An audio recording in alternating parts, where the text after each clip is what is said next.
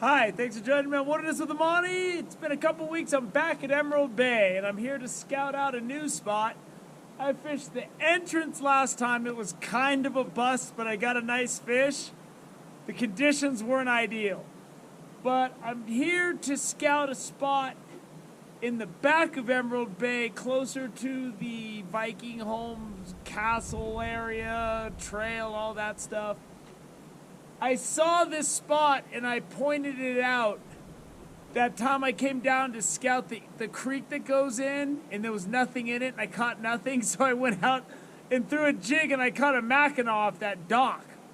Well, there's a spot of rocks that stick out, and we're gonna go try that out today with some crawlers and some power bait. We're just gonna chill out there. I'm just gonna hike down there. There's really nobody out here. It's not that cold. It's only about 40 degrees. It's 8 o'clock, but it's really windy. I'm not a fan of the wind. I'd rather have 20 degrees and no wind, but you know, when it comes to the weather, you really can't decide. So let's go hike down there and see. I really wanted to come out here and just kick back because my job has 12-hour shifts. And since the time changed, I didn't see the sun once for 3 days. It was dark when I left at 4:40 in the morning, and it was dark when I got home at 7, and then I just go bed and go back. So I just want to sit outside with the sun on me. I don't care if it's windy and cold, because not seeing the sun for 3 days is ideal if you're a vampire. I'm not a vampire. I'm not even crazy about the sight of blood. So I'm team sun.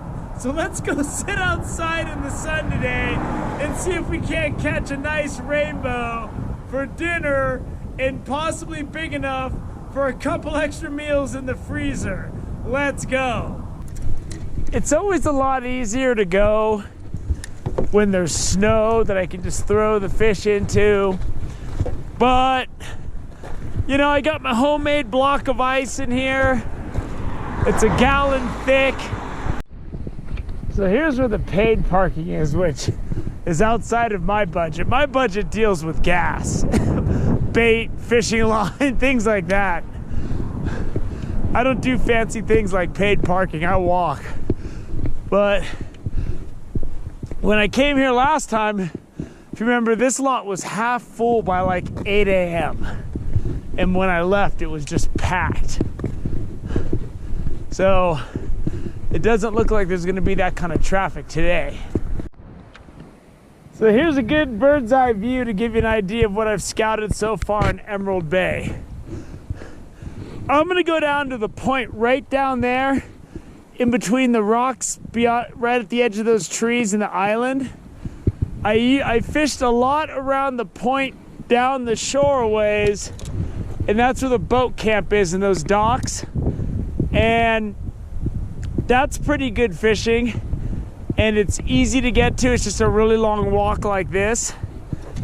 I fished the creek when it was open. It's not open now. You can't fish within 300 feet of it.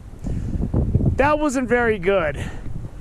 I went to the dock right down below. That's where I got the Mackinaw on that jig, which is the only fish I've ever caught on an artificial lure in Lake Tahoe, because I usually bait fish. I fished the point out there last time and went around the corner to the other side because it was too shallow in the entrance. I've hiked the Rubicon Trail all the way out to the point on this side, on the left, and it was just really shallow, and it was really shallow out front as well. And I just gave up and came back inside of Emerald Bay and fished on the side there. And that had pretty good deep water. So there's pretty good deep water on this side, through and through, once you get inside of that inlet area. I haven't fished the back over there yet. And at some point, I'm sure I will do that. But for now, we're gonna fish this back area back here and see if we can't pull something out. Fishing Lake Tahoe is rarely straightforward. Like it's rarely where you just pull up and cast out unless you go to like Cave Rock State Park or something like that. Usually you're hiking, but at least the hiking here is on a flat trail, and I'll take that. It's really windy out on the main lake. Inside of Emerald Bay is usually a pretty good shelter from the wind. That's why when it's really storming out there, you see the charter fishing boats come in here and hang around in the back, because I'm sure the 4-foot waves out in the main lake or whatever's going on isn't very good for business and people having a good time. So Emerald Bay is a place I go when I see that there's going to be, 10 to 15 mile an hour winds. I'll usually come in here if there's not too much snow to walk on. It's impressive to see this flowing this much before any major rain or snow has happened. You can see there's been a light dusting already. The road down to the boat camp over there is very similar to this, and I thought it was longer. And I thought I was getting over by going down the back here. But in retrospect, now that I'm on the trail again, I think it's about the same. I think they're both just really long switchback gravel roads where if there's snow on them, they're twice as ugly. But this is cool. This is easier than, super straight uphill. It's obviously a lot of uphill coming out, but if I don't got no fish, I could lose a lot of this block of ice I got, and at least my cooler will be a lot lighter. So I'm down towards the bottom. That's where we went last time to go towards the Eagle Falls Creek Inlet. And then that dock I was fishing on is over there. We're gonna take this way towards the boat camp, but we're gonna stop at that point. But you can take this Rubicon Trail, goes all the way out to the point and around to the next state park, which is Bliss State Park. And I have another fishing clip for that on my Lake Tahoe fishing playlist. And that area is really deep, a little too deep for me. I've never gone this way. I've taken the wrong turn. I'm taking the road up this way, but it's not going close enough to the lake. When I came the last time and scouted that out, there's a trail down there. I need to go down and get to the trail, and I think that's the Rubicon Trail. I'm on some service road, and that is the place I want to go is right down there, and that's like a quarter mile away. I gotta backtrack. Back at the sign, go down, and then you want to get on the trail down below, and it says right here, Rubicon Trailhead. Rubicon Trailhead. So apparently I need to go back to school and brush up on my reading. There's a little bit down that path you get to here, and this goes right out. And that's where we're going, right out.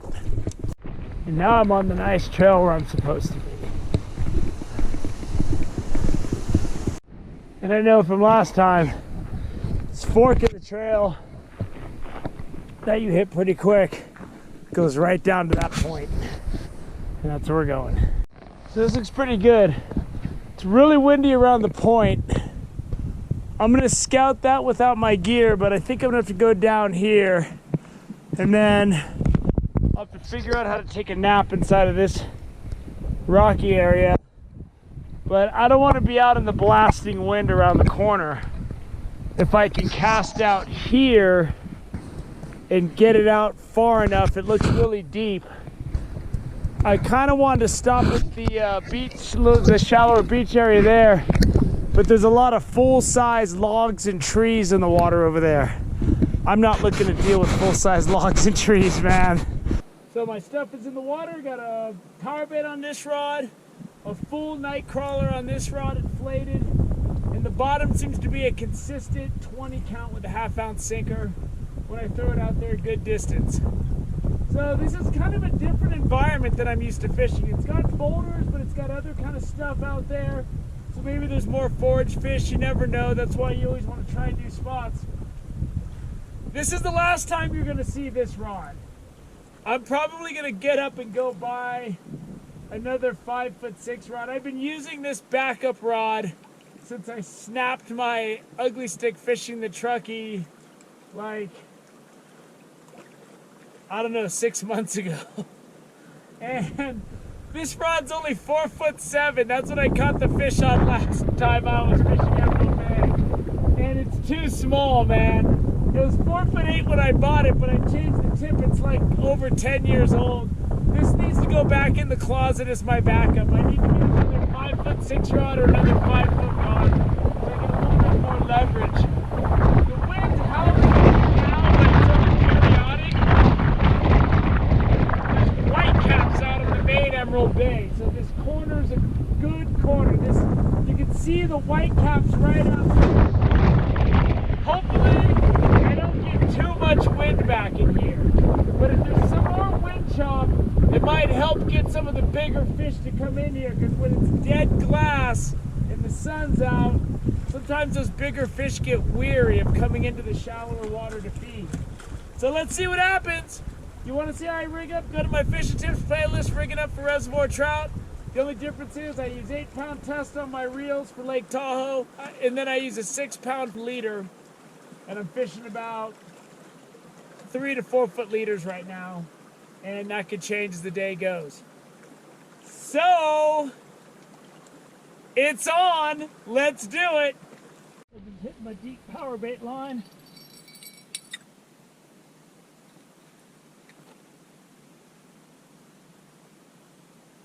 There he is. Oh, he went. No, he's there. He's there.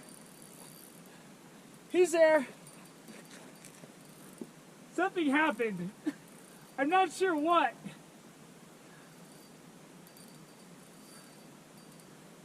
Doesn't feel very big. Oh, he's dinner. Yeah. I hit him in that 40-foot depth. And it's a brown trout on power bait again. I've caught 2 brown trout in Lake Tahoe, and they both come on power bait. He's not that big, but he swallowed it. So I'm gonna go ahead and keep him and see what this fish tastes like. And he's a small brown, you know, a little 12-incher or whatever. But he's got some meat on him, and it'll be enough for dinner tonight. We'll make up some Idaho and mashed potatoes. Some of that bacon cheese stuff I got. Tastes pretty good, if you ask me. And I showed you what I do is I have the big gallon block of ice that I make in my freezer. I smash it on the rock here, dump it on top of the fish, and I'm eating some fresh fish tonight, boy. So now that the wind's not blowing for a moment, turns out there's just a forest of dead wood down there. And you can see the big logs over there, and there's logs sticking out. So some event over the last who knows how many centuries put a bunch of trees in here. I don't know if it was a landslide or what it was, or if for somehow the trees just collect in the back. But there's just a bunch of full lumber back here, and fishing's been really tough. I said 12 inches, it's more like 14. That's an easy meal, you know. That'll be just enough. Let's take a look and see what this thing's meat looks like. I want to see what the browns taste like in Lake Tahoe. And it's not the dark red meat like those big rainbows or even the small rainbows here, but it's some nice pink meat, and I'm going to fry that up tonight for dinner. And today has me down on everything on this side of the island, because there was some event at some point in history that put a lot of logs in the water. And I don't know if they floated back here or if there was a massive avalanche that put a bunch of timber in here at some point, but there's a lot of fallen logs. And I know this because I've been getting snagged on them all day. And when it's clear, you can see the big logs out there, and there's a bunch of other sticks. And twice I had hits, and I went to pick up my rod and set the hook, and they had already swum into something. And all I got back was my weight. and then when I was reeling in, I have to cast as far as I can not to get snagged.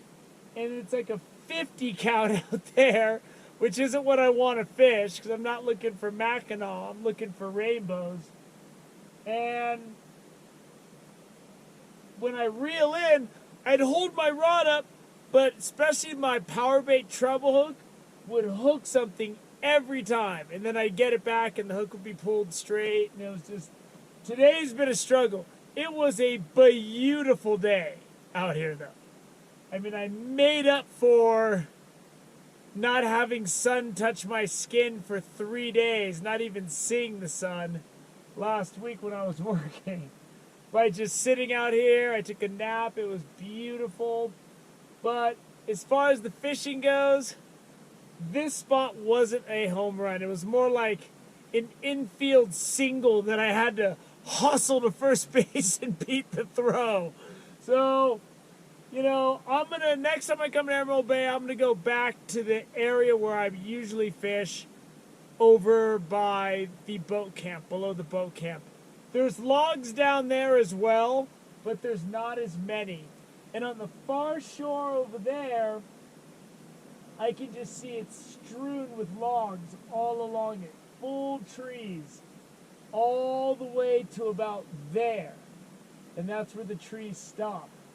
And there's trees all along the shore and sticking out of the water back here. So, I obviously didn't see enough of it when I was down here last time. But that's the second brown of eating size I've caught in Lake Tahoe, and they both come on power bait. If I had a kayak or something, I'd come back here. So if you have a kayak, this is a pretty good option if you can make it all the way over here, or a small boat, because then you can drift and keep your stuff above all of that log and debris on the bottom. But, you know, exploring new spots is just that. It's exploring new spots, and it's not always going to be the best spot. I'm gonna get back into some of the deeper spots that I like to fish with the big boulders. That always seems to be a really good formula for catching fish. This is very different out here. This is sandy with logs and some boulders. It's not what I usually fish. So I hope you enjoyed this exploration of Emerald Bay, a new section of Emerald Bay I hadn't fished yet. I had a fine day sitting out here. It's just a frustrating day fishing. And if you were underwhelmed by the 14-inch brown I caught, so was I. That makes two of us. Thank you for joining me on Wilderness with Amani. Until next time.